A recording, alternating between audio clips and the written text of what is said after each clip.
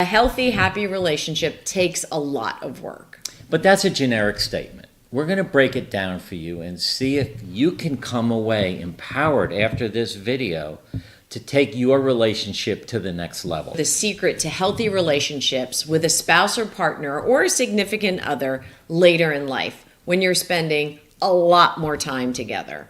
Our answer has always been yes and no. I don't like the no part. We know how to do this. Look at us. We're surviving. We're thriving. But have you ever seen, I'm sure you've seen, a picture of the couple, older couple, standing on the beach, holding hands, laughing, staring in each other's eyes? Or have you sat next to an older couple on an airplane and listened to their magical conversation, eavesdropped on their rich conversation? I know I have. And I know I have. And the question for you is, how does it make you feel? Do you find yourself wanting that? I or do. Romanticizing that? I do. Or even envious of what you think they have? I'm not, because we have that. Like most of what we share with you, a healthy, happy relationship takes a lot of work. But that's a generic statement. We're going to break it down for you and see if you can come away empowered after this video to take your relationship to the next level. This video came about because I have a really great friend, Carolyn, who's been married for over 30 years. And when you talk to her, she can remember the first time she saw her husband, how he looked, the twinkle in his eyes, how he laughed, the stories he told, and most importantly, how he made her feel. Over the course of 30 plus years together, they've raised a family, they had 2 careers, they bought and sold houses, they've lost loved ones, they had tons of successes and many failures.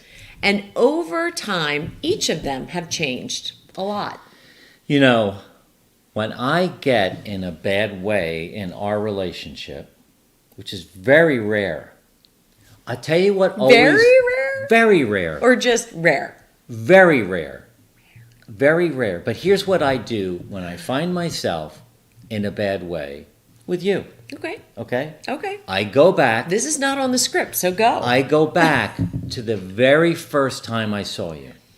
The very first time. I remember our very first conversation. And it was a business meeting, and it was a business relationship. And I remember my first question at the dinner that night. You know, I was really interested. You just come into town to take over the office. And do you remember my question? You asked me, what was your leadership style? Yeah, what was your management style? Nope, leadership Leadership. What was your leadership style with your team? And you looked at me like I had 2 heads. Like, what the hell kind of question is that? But I was so intrigued with your answer. I really wanted to know what it is. And I really, you know, we had a great business relationship for about 18 months, got to know each other. And I had so much respect for you as a leader. And then I asked you out on our first date 18 months later. That was nice. But when I am in a bad place, I go to that.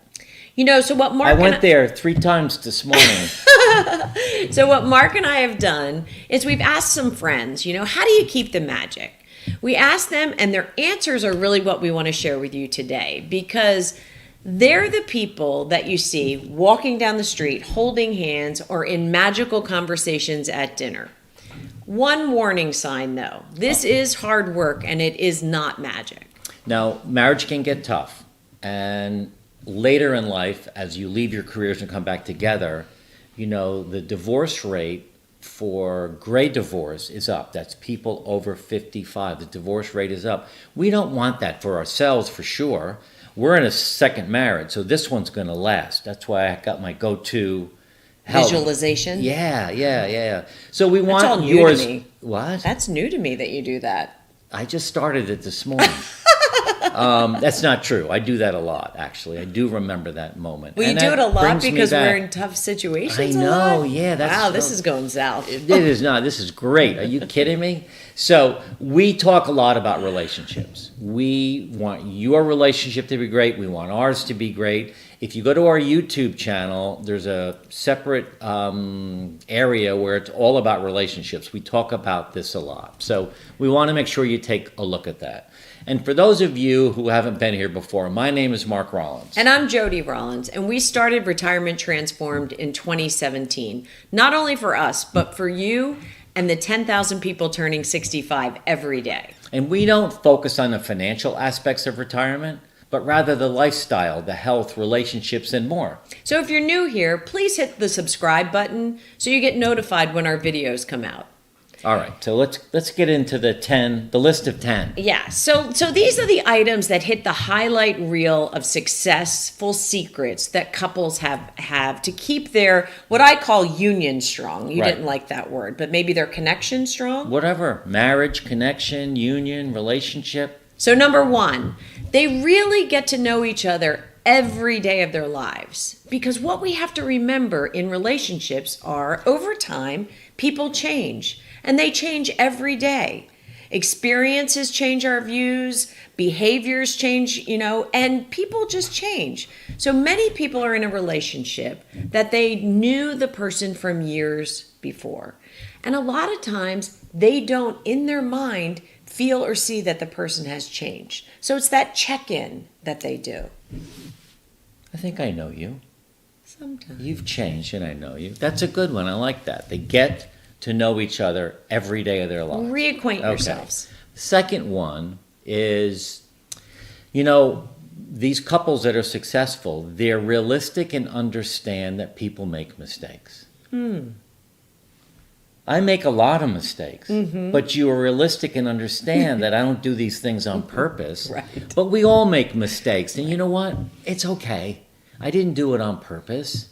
And life can be difficult at times, and you get stressed out and confused, and you make a mistake. So cut people slack. Well, and one of the things that each of the couples said to us was, forgiveness is really a superpower. I have that. You do. That's like one of your number one character traits, is Mark is super forgiving. So I agree with that. I can't tell you it's one of my superpowers. Nope, it's not. I believe in owning a mistake and then being able to move on. Okay. So that's me. What's the third one? The third one, they never, ever cheat on their spouses. Yeah, it's bad. If you want to torpedo your marriage and destroy your spouse, go ahead and cheat. And I know guys that cheat on their wife and they get away with it, and she even knows about it. In a previous marriage for me, that happened, and I can tell you it's one of the most devastating things that impact a marriage. Yeah. So that was universal amongst all the couples that we talked to. So it's not something that you do, it's something you don't do. Just don't do it. Right. And if you're doing everything else we're talking about, there's no need for that. Right. Well, the fourth one is they allow each other to disagree. And we disagree. I don't say we disagree a lot. We disagree. Well, we're both pretty opinionated, so You're a little more than me, but yeah, we are opinionated. And I think the point is, if you do disagree, just realize you don't have to come to an agreement.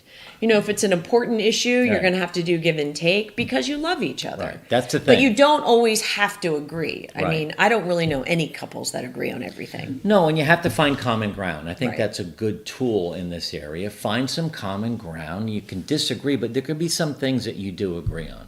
All right, so So- the fifth one is always point out great things about your spouse. I love your hair today and your earrings. Oh my God, it's pouring rain. I know My it hair is a is. disaster But today. I But that's very nice of you to say. Yeah, and I mean it sincerely. I think that not only point it out about your spouse to your spouse, but do it in front of other people. Right.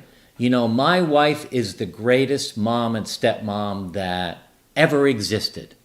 And when you say that in her presence with other people around, it's amazing. It's and like a true. gift. It's almost. a gift. Yeah, you have to give them the gift. So I think it's important to be able to do Yeah. that. The sixth thing is really listen to each other. And again, universally, the couples we spoke to said, disagreements are stressful for any marriage, but they don't have to tear you apart.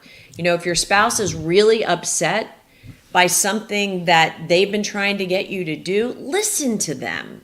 Just really take the time and actively listen. I think the other part of this is when you're asking your spouse or partner questions about something that's going on in their life, do not respond with a solution. That's not what they're looking for. What was I saw the finger. I just did this. I'm sure you're making faces No. again. No. Don't respond with a solution. Yeah, actively listen. Continue to ask questions and be a major contributor to the conversation. So similar to what we said before, go out of your way. Number 7. Go out of your way to say nice things to each other. It's not that hard. We have these morning routines, and at some point we always meet up. But that's when we're really kind to each other. How did you sleep? What And do you really- got planned for the day? And really, it's go out of your way to do nice things for each Yes, other. So yes. not only say it, but do it. Right. Stopping at the store or picking up Right. chocolate chip cookies because No. that makes you happy. I mean, number 7 is really go out of your way to do Yeah. something nice. Right. Right? The big thing, how you stay out of trouble, is number 8. Really connected couples who are really thriving in this time in their life, they have great communication skills. They respond, they don't react. They ask really good questions. Right. They don't provide solutions right away. They really find out what's wrong with the other person and what's happening. And I thought it was kind of cool. One of the couples said most arguments start because there's been a miscommunication of some kind. Right. So if you know that going into it, you know how important communication is to the relationship, and it's really the backbone of the marriage. Right. So that was number 8. Another core thing that successful couples do is they protect and they stand up for each other. When we're in a conversation in front of some other people and somebody says something to Jody that's off color or is an insult or something, I will stand up for her, right? Right. Have Oh, I you done do? that? Yeah. Have I yeah. ever punched someone for you? No. No. But a stereotypical example would be, a meddling relative who is always taking the husband's side and tearing down the wife behind Right, her back. right. These are attacks on both the spouse, the marriage, and the family unit, including the children.